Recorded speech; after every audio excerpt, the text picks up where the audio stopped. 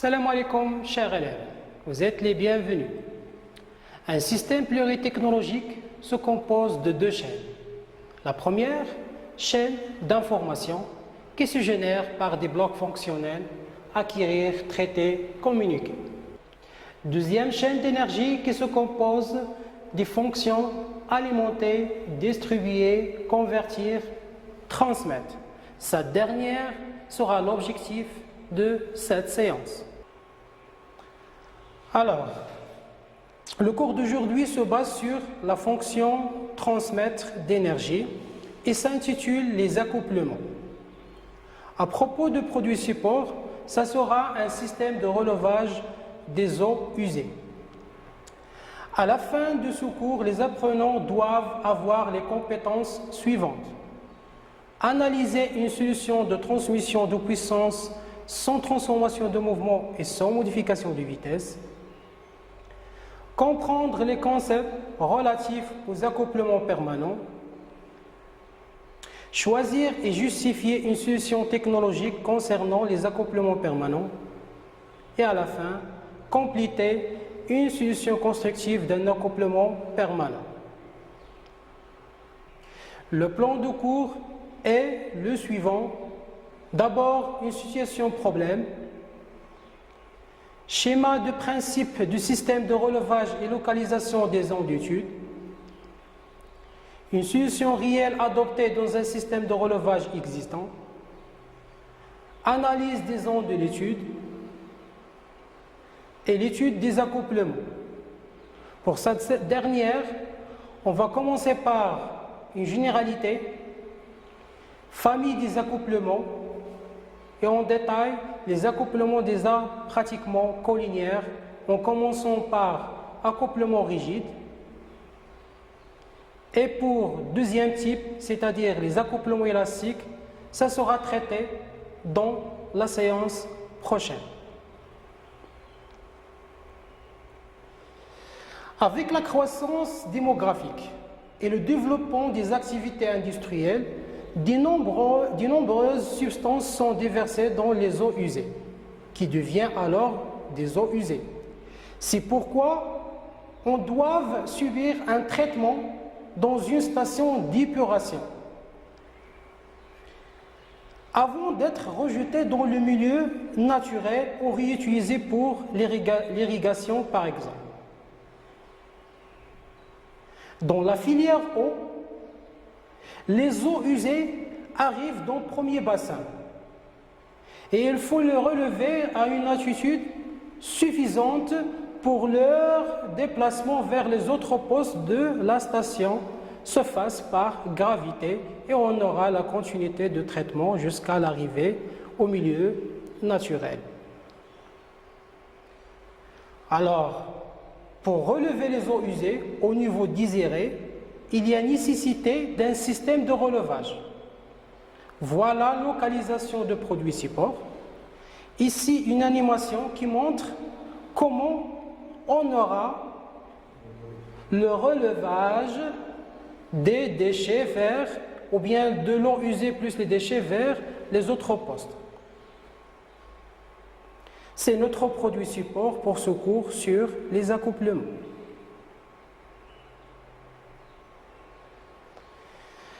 Deuxièmement, concernant schéma du principe du système de relevage et localisation des ondes de l'étude, le système de relevage est constitué principalement d'un moteur, d'un réducteur et d'une vis d'Archimède. Ces trois organes sont reliés entre eux par deux liaisons, zone A et zone B. La zone A sera caractérisée par une liaison solide sans défaut de désalignement, c'est-à-dire les deux axes sont coaxiaux et le réducteur ne présente aucune vibration pour le moteur. Par contre, la zone B se caractérise par une liaison solide avec défaut de désalignement et d'absorption des vibrations et des surcharges due par la vis d'Archimède pour protéger le réducteur et afin de protéger le système en totalité. Troisièmement, la solution réelle adoptée dans un système de relevage existant. Pour bien comprendre les deux ans A et B et ficeler ces solutions réelles adoptées dans un système de relevage existant, voilà un dessin d'ensemble que vous pouvez le voir dans le document d'accompagnement téléchargé à partir du lien suivant. La puissance nécessaire au relevage des eaux usées est fournie par le moteur et transmise à la vis d'Archimède grâce aux pièces de la zone A, au réducteur à engrenage et aux pièces de la zone B grâce d'abord entre le moteur et le réducteur par la zone A et entre le réducteur et la vis d'Archimède par la zone B.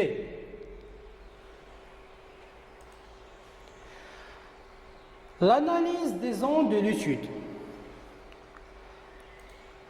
On s'intéresse aux solutions technologiques adoptées qui assurent la liaison de l'arbre moteur numéro 1 avec le pignon arbé numéro 6. Alors, comme vous voyez ici, normalement, on a réalisé une liaison encastrement entre l'arbre moteur et l'arbre numéro 6 à l'aide de l'existence du quoi? Du clavette, de l'époulement et de la pénétration de l'arbre, c'est-à-dire la forme cylindrique. Cette solution, normalement, exige un alignement parfait des arbres. On va l'appeler accouplement rigide. Deuxièmement, une liaison de l'arbre de sortie de réducteur 15, voilà l'arbre de réducteur numéro 15, avec la vis d'Archimède numéro 25. C'est la solution numéro 2, c'est-à-dire la zone P.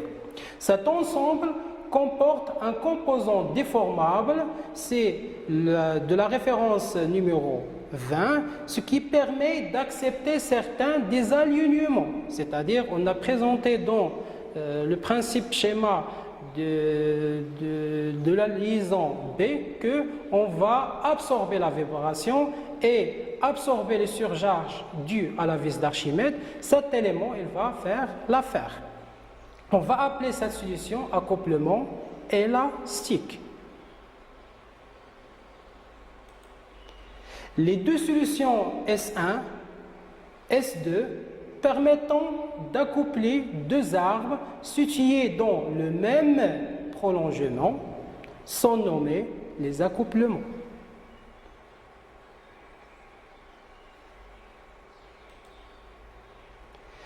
L'étude des accouplements. On commence par des généralités. En général, les accouplements sont utilisés pour transmettre la vitesse et le couple ou la puissance entre deux arbres de transmission. On établit l'étude des accouplements qui est l'objectif de notre séance. On commence par des généralités. En général, les accouplements sont utilisés pour transmettre la vitesse et le couple ou la puissance entre deux arbres de transmission en prolongement l'un de l'autre. Voilà un schéma descriptif. On a ici le moteur et les accouplements et le récepteur. Alors, on veut normalement transmettre la puissance sans modification de vitesse du moteur vers la partie réceptrice. On va présenter entre les deux une liaison solide qui va autoriser ou bien non les défauts de désalignement. On va l'appeler accouplement.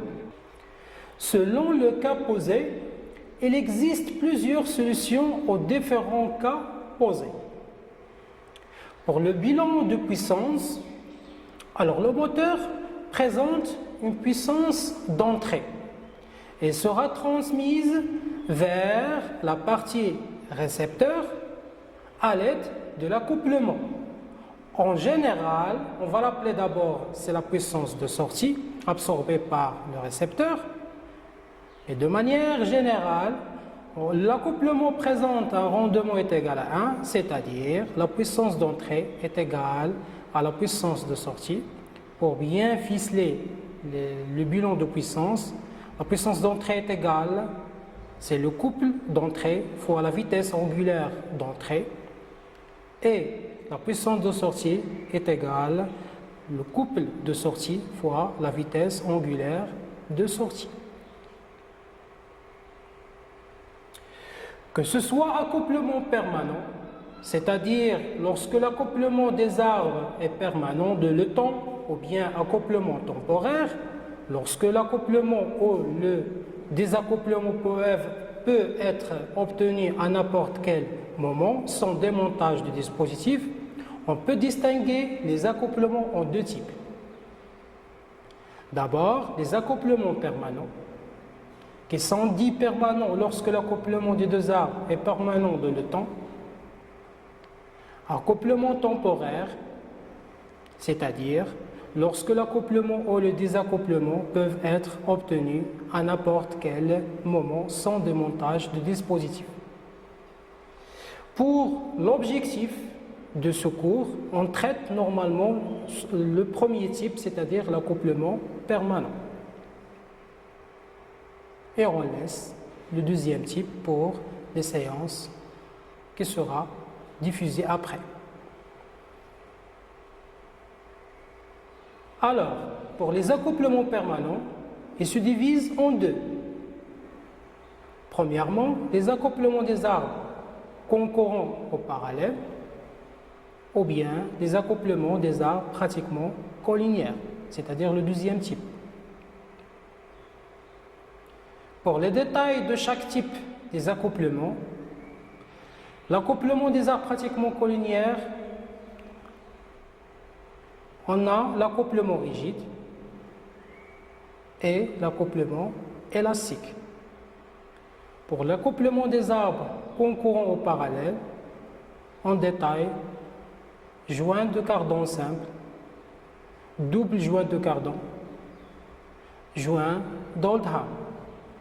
Alors on va consacrer l'étude sur les accouplements des arbres pratiquement collinaires et plus précisément les accouplements rigides. Les arbres doivent être pratiquement alignés et ne tolèrent aucun défaut de position. Pour ce type d'accouplement, il existe plusieurs solutions constructives et plusieurs modes d'entraînement. Premier mode d'entraînement, c'est la présence de l'adhérence entre l'élément intermédiaire et les deux arbres, c'est-à-dire l'arbre moteur et l'arbre récepteur. C'est-à-dire, voilà un exemple de pincement par vis d'assemblage.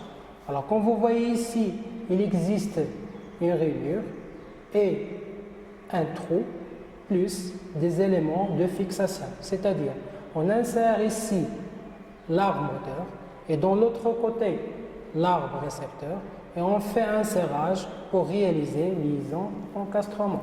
Voilà un schéma descriptif de ce qu'on a présenté. Alors, on relie les deux arbres avec un manchon ajusté serré ou bien un pincement par vis d'assemblage. Voilà une animation de ce type d'entraînement.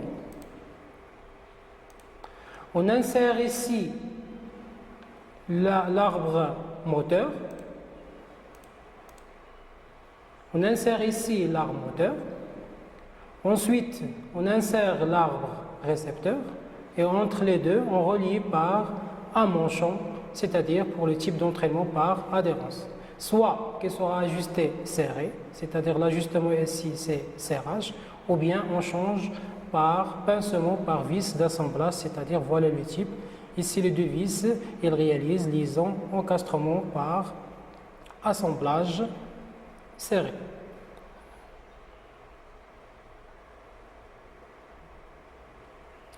On passe maintenant au deuxième type d'entraînement par collage ou soudure.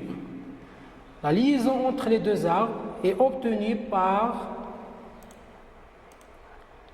une liaison soudage, c'est-à-dire voilà les deux cordons pour réaliser une liaison solidaire entre l'arbre moteur et l'arbre récepteur, ou bien à l'aide de la colle, c'est-à-dire on réalise une liaison solide entre mon champ et l'arbre moteur et l'arbre récepteur. Troisième type d'entraînement, c'est l'entraînement par obstacle.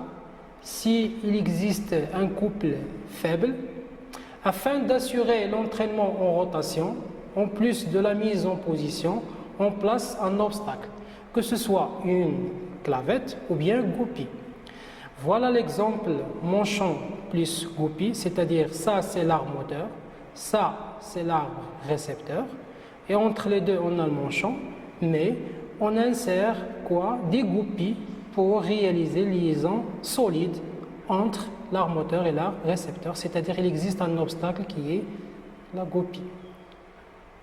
Pour deuxième type, c'est-à-dire le manchon avec clavette parallèle, on remplace la goupille par des clavettes, c'est-à-dire voilà réunir dans l'alésage, c'est-à-dire le manchon, liaison intermédiaire entre l'arbre moteur et l'arbre récepteur. Je présente ici des animations pour bien ficeler ce type d'entraînement par obstacle.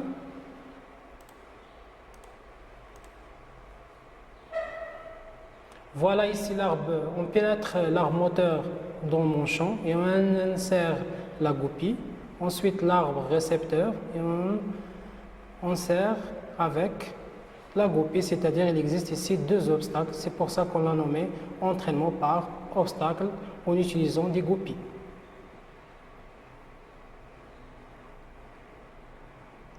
Pour deuxième type d'animation ou bien de type d'entraînement par obstacle, c'est-à-dire par clavette, alors comme vous voyez ici, il existe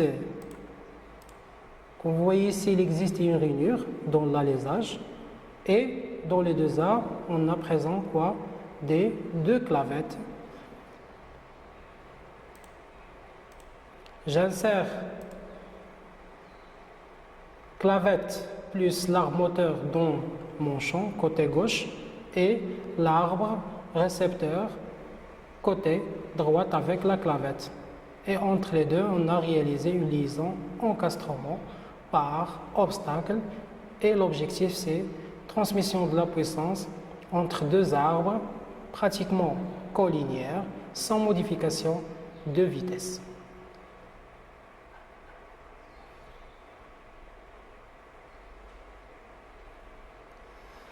On passe maintenant au entraînement par obstacle s'il existe un couple très important. Voilà, pour ce type de couple, c'est-à-dire le couple important, les clavettes présentent ou bien se présentent de manière suffisamment longue, c'est-à-dire liaison par adhérence plus obstacle. Alors, je présente l'animation. Voilà plateau côté arbre moteur. Voilà plateau côté arbre récepteur. Alors je mets d'abord l'adhérence, c'est-à-dire on présente une liaison adhérence entre les deux plateaux et ensuite j'insère soit les éléments par obstacle, soit des clavettes, soit ici on a présenté des goupilles ou bien des vis d'assemblage. Alors, ici, on présente des schémas en 3D. Comme vous voyez ici, voilà les vis d'assemblage, voilà les plateaux. Alors, entre les deux plateaux, il y a une liaison par adhérence. Entre les deux plateaux, on a une liaison par adhérence. Et les vis présentent les obstacles. J'ajoute ici que je peux normalement montrer ou bien ajouter plus de liaison entre l'arbre moteur et l'arbre récepteur, ou bien pour qu'il sera résisté plus, quoi, un centrage court plus des boulons. C'est-à-dire boulon, c'est une vis plus écrou.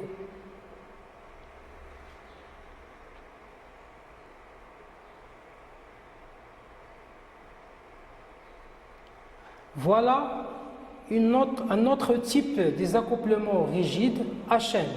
Alors le serrage ici, il est assuré par le coincement de la chaîne, c'est-à-dire le coincement du manchon d'abord, par les deux arbres à l'aide de les efforts appliqués par la chaîne. Je vous rappelle que notre étude des accouplements s'est basée sur un produit support pour relever l'eau usée à une altitude bien déterminée. On s'est intéressé premièrement au type des accouplements utilisés dans ce système. Il s'agissait d'un type de désaccouplement pour arbres pratiquement collinéaires. Ensuite, nous avons détaillé les accouplements rigides. Pour les accouplements élastiques, il fera l'objet de la séance prochaine. D'ici là, je vous souhaite bon courage.